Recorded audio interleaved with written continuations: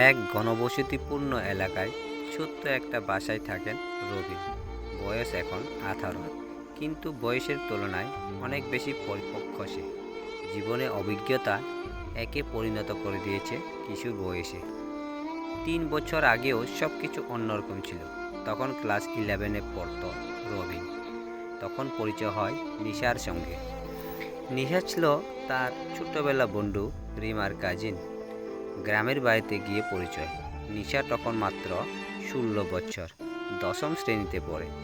কথাবার্তা, হাসি, চেহারায় এক অদ্ভুত সরলতা ছিল। সেই সরলতার ভিতরে হারিয়ে যায় রবিন।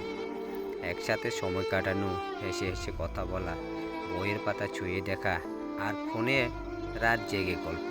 এইভাবে 5 বছর কেটে যায়। সম্পর্কটা গভীর হয় কিন্তু চাপা। কেউ জানত না রবিনের পরিবার ছিল সমস্যায় ভরা। বাবার অসুস্থতা, সংসারের দারিদ্র্য আর দায়িত্বের পাহাড়। তবু ভালোবাসা দালাপাড়া ছড়িয়েছিল তারা। রবিন ভালো ছাত্র ছিল, কিন্তু কলেজে পড়তে পারেনি। এসএসসি পাস করার পর পরিবারের সমস্যা এতটাই বেড়ে যায় যে বাধ্য হয়ে পড়াশোনা ছেড়ে যে যা কাজ পায় সে কাজ করেনি।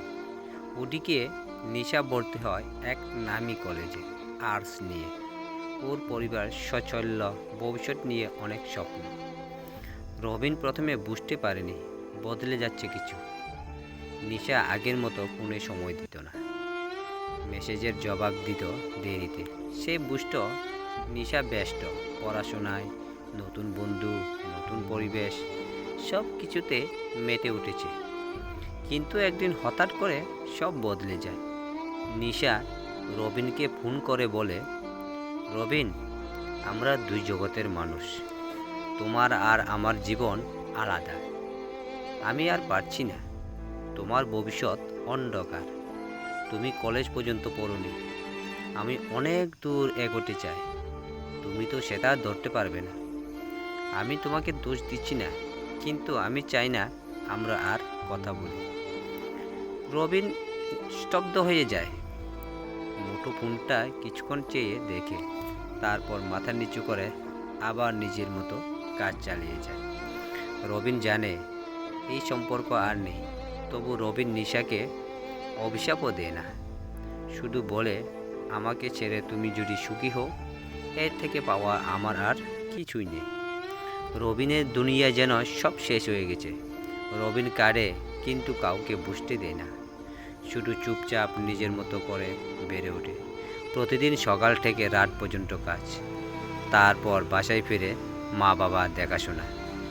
নিজের জীবন বার নিজেই বইতে থাকে। একদিন কাজ করতে গিয়ে দেখতে পায় নিশাকে, হাসছে, বন্ধুদের সঙ্গে গল্প করছে। রবিন চুপ করে দাঁড়িয়ে থাকে কিছুক্ষণ। নিশা চোখে পড়ে না, হয়তো দেখেও না দেখার ভান করে। রবিন শুধু একটা কথা মনে মনে বলে, ভালোবাসা যদি সার্থক না হয়, তা বলে কি তা মিথ্যা হয়? রবিন এখন 30 বছর। সে নিজের মতো করে কাজ চালিয়ে যায়। মোবাইল বাজছে, পুরনো গান, দিল ভুল নেই সকতা তুমি। জীবনের প্রতিটি ভালোবাসা পূর্ণতা পায় না, কিন্তু তার চিহ্ন থাকে হৃদয়ে চিরদিন। রবিনকে তার মা বাবা পছন্দের মেয়ে দেখে বিয়ে দেয়। রবিন নিশার কথা মনে চেপে এখন মা বাবার পছন্দে মেয়ের সাথে সংসার করে। কিন্তু রবিনের হৃদয়ের কোণায় এখনও নিশাই আছে। সমাজ আর বাস্তবতার চাপের মাঝে অনেক ভালোবাসায় নিঃশব্দে হারিয়ে যায়। কিন্তু সেই ভালোবাসাগুলি মিথ্যে নয়, তারা হয়তো শুধু অপূর্ণ গল্প হয়ে বেঁচে থাকে।